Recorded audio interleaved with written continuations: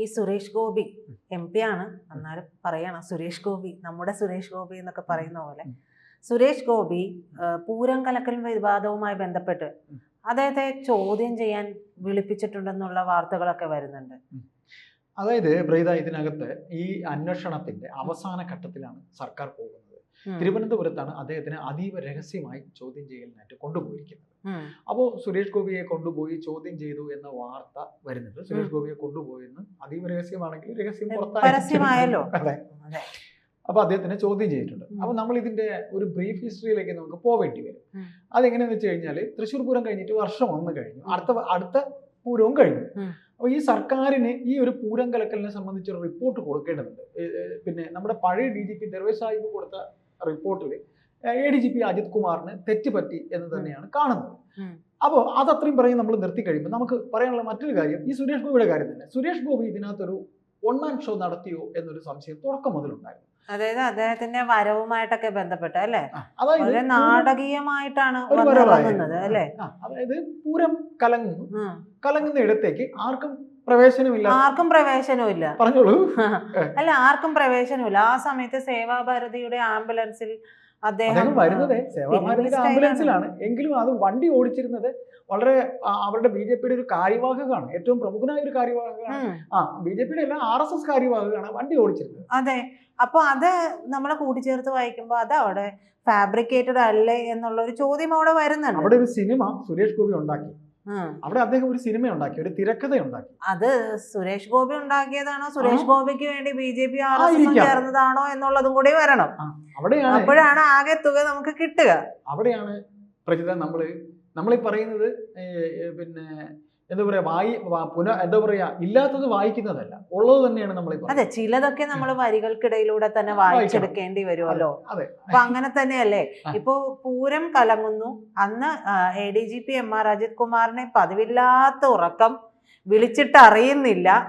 വിളിക്കുന്നത് ആര്? മന്ത്രി രാജൻ വിളിച്ചിട്ട് അത് അറിയുന്നില്ല.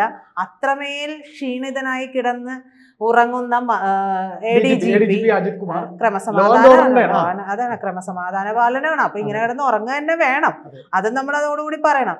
ആ സമയത്ത് ദൈവദൂതനെ പോലെ നമ്മൾ ഈ മാടമ്പി സിനിമകളിലൊക്കെ കണ്ടിട്ടുണ്ട് ഇല്ലേ, ചില ഒരു ഘട്ടത്തിൽ ഇറങ്ങിയിട്ടുള്ള സിനിമകളൊക്കെ അങ്ങനെയായിരുന്നു. ഒരു രക്ഷകൻ, അതിപ്പോ മോഹൻലാലിന്റെ ആയാലും അപ്പൊ മോഹൻലാലിന്റെ ആ സിനിമകളിലൊക്കെ ഒരു ടൈം ഓഫ് പീരീഡ് എടുത്ത് നോക്കിയാല് അങ്ങനത്തെ സിനിമകളാണ്. ഒരു അവതാര പുരുഷനെ പോലെ വരുന്നു, അങ്ങനെ അശ്വാരൂഢനൊക്കെ കണ്ടിട്ടില്ലേ, അങ്ങനെയുള്ള കുറെ സിനിമകളും ഉണ്ട്. അപ്പൊ അതെല്ലാം കാണിക്കുന്ന പോലെ അതിന്റെയൊക്കെ ഒരു സ്ക്രിപ്റ്റ് പോലെ ഇദ്ദേഹം വരുന്നു. ഇവിടെ പൂരം കലങ്ങി, വേറെ ആർക്കും പ്രവേശനമില്ല, അവിടെ അതിൻ്റെതായുള്ള വിഷയങ്ങൾ നടക്കുന്നു. ആ സമയത്ത് സേവാഭാരതിയുടെ തന്നെ ആംബുലൻസ് വരുന്നു, അത് ഓടിക്കാൻ RSSന്റെ ഒരു കാര്യവാഹക വരുന്നു. അതിൻ്റെ ഉള്ളിൽ കയറി പറയുന്ന സുരേഷ് ഗോപി. പോലീസ് ഒക്കെ നോക്കുമ്പോൾ സേവാഭാരതിയുടെ ആംബുലൻസ് പോലീസ് അങ്ങ് കടത്തി വിട്ടു കൊടുക്കുന്നു, അവിടെ ഇറങ്ങുന്നു. പൂരപ്പറമ്പിൽ ശരിയാണ്, പൂരപ്പറമ്പിൽ ആംബുലൻസ് എന്ന് പറയുമ്പോൾ പല വിഷയങ്ങൾ വരാം എന്നുള്ളത് കൊണ്ട് പോലീസ് വിട്ടുകൊടുത്തതാണ്. പിന്നെ വേറൊരു കാര്യമുണ്ട്, ഈ ഏമാമാര് തീരുമാനിച്ചു കഴിഞ്ഞാൽ താഴെ നിൽക്കുന്ന പോലീസുകാർക്ക് എന്ത് ചെയ്യാൻ പറ്റും? തീർച്ചയായിട്ടും അവർ പറഞ്ഞ കേൾക്കാതിരിക്കാൻ പറ്റില്ല. അപ്പൊ അതിലെ ഒരു ഇതിനകത്തെ നമ്മൾ ഉള്ളതാണ് പറയുന്നത്, അല്ലാതെ ഇല്ലാത്ത പറയുന്നത് അല്ല എന്ന് ഞാൻ പറയുന്നത്. നമ്മൾ പറഞ്ഞിട്ട് വേറെ ഒന്നും ഇവിടെ ഉണ്ട്, നമ്മളല്ല ഇത് പറയുന്നത്, ഇവിടുത്തെ രാഷ്ട്രീയ പാർട്ടികളാണ്. അതായത് അജിത് കുമാറിന്റെ വിഷയം പ്രീത പറഞ്ഞു, അദ്ദേഹം കിടന്ന് ഉറങ്ങിയത്. ഈ ഉറക്കം നടിക്കുന്നവരെ ഉണർത്താൻ പാടാണ്. ഉറങ്ങുന്നവരെ ഒരു തട്ട് കെട്ടിയാൽ അവർ അതിൽ നിന്ന് ഉണരും. മന്ത്രി രാജൻ വിളിച്ച സമയത്ത് അദ്ദേഹം ഉണർന്നില്ല. അപ്പൊ ഇവിടെ നമ്മൾ ഒന്നുകൂടെ പറയുന്നു, ഇത് രാഷ്ട്രീയം പറയുന്നതാണ്, നമ്മൾ പറയുന്നതല്ല, രാഷ്ട്രീയക്കാർ പറയുന്നത്. ഈ ദത്താത്രേയ ഹൊസബലെ എന്ന് പറയുന്നൊരു നേതാവിനെയല്ലേ, ഈ പറയുന്ന ഹൊസബലെ എന്ന നേതാവിനെയാണ് ഈ അജിത് കുമാർ കാണാൻ പോയതെന്നാണ് എനിക്ക് തോന്നുന്നത്. അതല്ല മറിച്ച് മറ്റൊരു പേരാണെങ്കിൽ ക്ഷമിക്കുക. കാര്യം ഇത് ഹൊസബലയെ കാണാൻ EP ജയരാജനും പോയോ എന്നൊരു കഥ ഉണ്ടായിരുന്നു, അതുകൊണ്ടാണ്. അപ്പൊ ഈ നേതാവിനെ കാണാൻ അജിത് കുമാർ പോയതും, അല്ലെങ്കിൽ അദ്ദേഹത്തിന്റെ കൂടെ ഉണ്ടായിരുന്ന അദ്ദേഹത്തിന്റെ സ്കൂൾ പഠനകാലത്ത് സുഹൃത്തായിരുന്ന തിരുവനന്തപുരത്തുകാരനായ അദ്ദേഹം സെന്റ് ജോസഫിൽ പഠിച്ച ആളാണ് ഈ അജിത് കുമാർ, എന്റെ സ്കൂളാണ്. അപ്പൊ അവിടെ ഉണ്ടായിരുന്ന ഈ പറയുന്ന പോലെ ജയകുമാർ, ഈ ജയകുമാറും ഒരുമിച്ചാണ് ഇവർ പോയത്. അപ്പൊ അവിടെ ചെന്നിട്ട് നമുക്ക് ചിന്തിച്ചുകൂടെ, ഇത്തരത്തിലൊരു നാടകം അവിടെ വെച്ച് ക്രിയേറ്റ് ചെയ്തതാണ് സുരേഷ് ഗോപി ഇങ്ങനെ വന്ന് ഇറങ്ങണമെന്ന്. അതെ, ആ ഇതിലല്ലേ ഇലക്ഷൻ ജയിക്കണം എന്നുള്ള ഒരു ടാർഗറ്റ്. ഏത് സുരേഷ് ഗോപിക്ക് എതിർ സ്ഥാനാർത്ഥിയായിരുന്ന സുനിൽ കുമാറാണ്. സുനിൽകുമാർ ഒരു തൃശ്ശൂരുകാരനാണ്. തൃശ്ശൂരുകാരനായ സുനിൽകുമാറിന്റെ വികാരത്തിനേക്കാളും വലുതാണോ സുരേഷ് ഗോപിയുടെ? ഇത്തരം മൂവ്മെന്റ് നടക്കുമ്പോൾ ആദ്യം എത്തുന്ന ആള് സുനിൽകുമാറാണ്. സുനിൽകുമാറിനെ തോൽപ്പിക്കാൻ ഇതാണ് ഏക വഴി എന്ന് സുരേഷ് ഗോപി ചിന്തിച്ചില്ല എന്ന് നമുക്ക് എവിടെ പറയാൻ പറ്റും? അല്ലെങ്കിൽ സുരേഷ് ഗോപിയെ കൊണ്ട് ചെയ്യിപ്പിച്ചവർ ചിന്തിച്ചില്ല എന്ന് നമുക്ക് പറയാൻ പറ്റുമോ? അത് പറയാൻ പറ്റില്ല. എങ്ങനെ പറയാൻ പറ്റും? അപ്പൊ ഇത് കഴിയുമ്പോൾ വരുമ്പോ കാണാം സുനിൽ അവരുടെ തൃശ്ശൂരിന്റെ സുനിൽകുമാർ വരുമ്പോ അദ്ദേഹം പോയി മാങ്ങേണ്ടി കയ്യിൽ നിന്ന് പോയ പിന്നെ അണ്ണാനെ പോലെ അദ്ദേഹം ദൈവമേ എന്റെ സർവ്വതും പോയി അവയെല്ലാം സ്കോർ ചെയ്തു. അവിടെ പലതരത്തിലുള്ള നീക്കങ്ങൾ BJP-യുടെ RSS അവിടെ നടന്നിട്ടുണ്ട്. അതൊന്നും നടക്കാതെ അല്ലെ ഈ 1 ലക്ഷത്തിലധികം വോട്ട് വാങ്ങി അല്ലെ ഭൂരിപക്ഷത്തിൽ സുരേഷ് ഗോപി ജയിച്ച കരുവന്നൂർ വിഷയം മാത്രം പോരാ അവിടെ എന്നുള്ളത് അവിടെ കൃത്യമായിട്ട് കരുവന്നൂർ വിഷയത്തിൽ യാത്ര നടത്തി. അതെ അല്ലെ, എന്ത് വൈകാരികമായ യാത്രയായിരുന്നു, എന്ത് ഭയങ്കരമായ യാത്രയായിരുന്നു. പിന്നെ ഈ പൂരം കലങ്ങി കഴിഞ്ഞിട്ട് സുരേഷ് ഗോപിയുടെ വൈകാരിക പ്രസംഗം ഉണ്ടായിരുന്നു.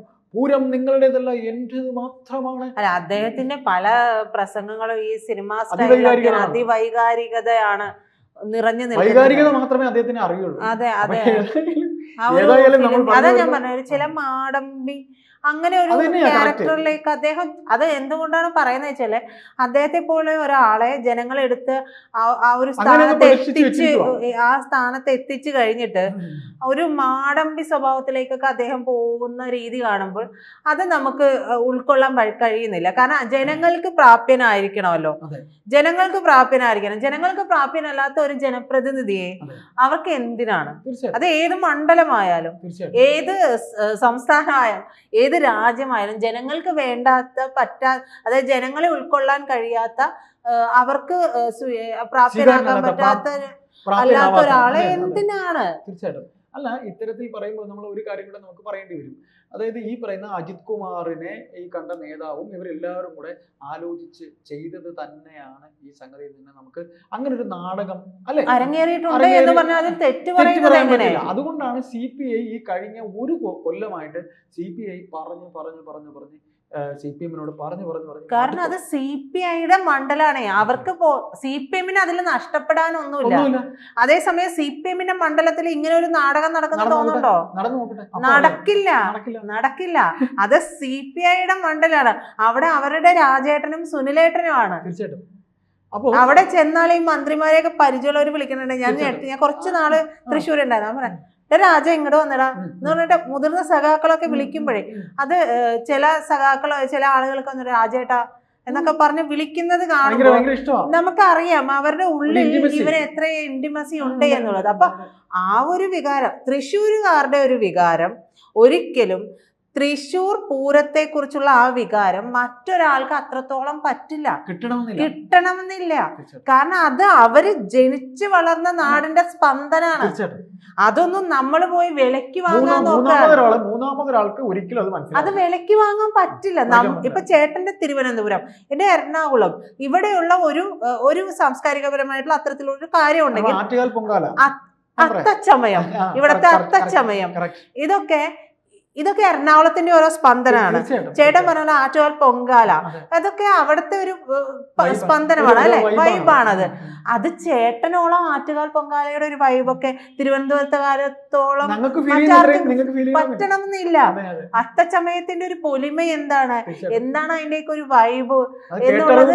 അതെ, ഈ ഒന്നും വേണ്ട. ഈ ഫോർട്ട് കൊച്ചിയിലെ പുതുവത്സരാഘോഷം അതെന്താണെന്ന് അറിയണമെങ്കിൽ അവിടെ ഉള്ളവർക്കേ കഴിയൂ. അപ്പൊ അത് വിലക്കെടുത്തുകൊണ്ട് ഒരു നേടിയ ഒരു കസേരയാണ് സുരേഷ് ഗോപി കയറിയിരിക്കുന്നത് എന്ന് സംശയിച്ചാൽ തെറ്റില്ലാതില്ല എന്നാണ് എനിക്ക് പറയാനുള്ളത്. അല്ല, അതില് എനിക്ക് തോന്നുന്നത് ഈ റിപ്പോർട്ടിന്റെ ഒരു അവസാന നാളുകൾ, അതായത് CPM ഇനി ഭരണം തീരാൻ 8 മാസമുണ്ട്. അത് നമ്മൾ പറയുകയും ചെയ്തു. അതായത് CPM ഇപ്പൊ ഭരണം തീരുന്നതിന് മുമ്പ് തന്നെ ഞങ്ങൾ ചെയ്യാനുള്ളതെല്ലാം ചെയ്തു എന്ന് കാണിക്കണമല്ലോ. അതിപ്പോ സുരേഷ് ഗോപി കിട്ടി ചാമ്പാനാണെങ്കിൽ അത് ചാമ്പും. കാര്യം എന്ന് വെച്ചാൽ അവരെ സംബന്ധിച്ച് ഇനിയിപ്പോ അത് മാത്രമല്ല വേറൊരു വിഷയമാണ്, അത് നമുക്ക് മറ്റൊരു സംസാരത്തിൽ പറയാം. അതായത് പിന്നെ അമിത്ഷാ തുടങ്ങിയിട്ടുള്ള ബുദ്ധി കേന്ദ്രങ്ങൾ എങ്ങനെ കേരളത്തിൽ BJP-യുടെ വേരോട്ടം നടത്താമെന്ന് ചിന്തിക്കുമ്പോഴാണ് ഈ പറയുന്ന രീതിയിൽ ഒരു സിനിമാ നടനെ അവർ പിക്ക് ചെയ്യുന്നതും. നമ്മൾ ഇന്നലെ സംസാരിച്ചു പറഞ്ഞു പിന്നെ ഗുരുവായൂർ വെച്ച് കല്യാണം നിശ്ചയിച്ചതും, മകളുടെ കല്യാണം നിശ്ചയിച്ചതും, അവിടെ നരേന്ദ്രമോദി വരുന്നതും. ഈ എറണാകുളത്ത് തന്നെ ബഹുമാനപ്പെട്ട പ്രധാനമന്ത്രി നരേന്ദ്രമോദി എത്ര തവണ വന്നു, രാഷ്ട്രീയത്തിന് അതീതമായി എത്ര പേര് ഹൈബിക്ക് വോട്ട് ചെയ്തവരിവിടെ കൈവീശാൻ പോയിരുന്നു. ഞാൻ പോയില്ല കേട്ടോ, എനിക്ക് പോകാൻ പറ്റിയില്ല, അതുകൊണ്ടാണ് പോകാത്തത്. പക്ഷേ ഇതിനകത്ത് നമുക്ക് ഇത്രേ കൂട്ടിച്ചേർത്ത് പറയാനുള്ളൂ.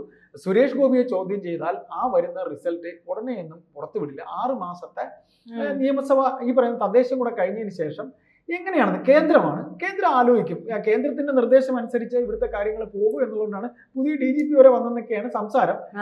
എന്തായാലും അതൊന്നും നമുക്ക് കൂടുതൽ പറയാൻ കഴിയില്ല.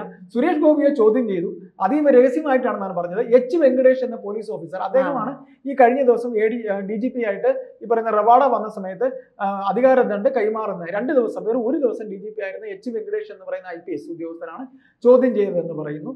ചോദ്യം ചെയ്യലിൽ അതീവ രഹസ്യമായി ഒന്നും തന്നെ പുറത്തു വരും അല്ലെങ്കിൽ വരാനുണ്ട് എന്നൊന്നും നമുക്ക് കരുതേണ്ടതില്ല. നമ്മൾ ഈ വായിച്ചത് ഒരിക്കലും അധികമായിട്ടുള്ളതുമല്ല. നമ്മൾ കേട്ടറിഞ്ഞ കുറെ കാര്യങ്ങൾക്കിടയിലൂടെ കാര്യങ്ങൾക്കിടയിലൂടെ വായിച്ചെടുത്ത കാര്യങ്ങൾ മാത്രമാണ്.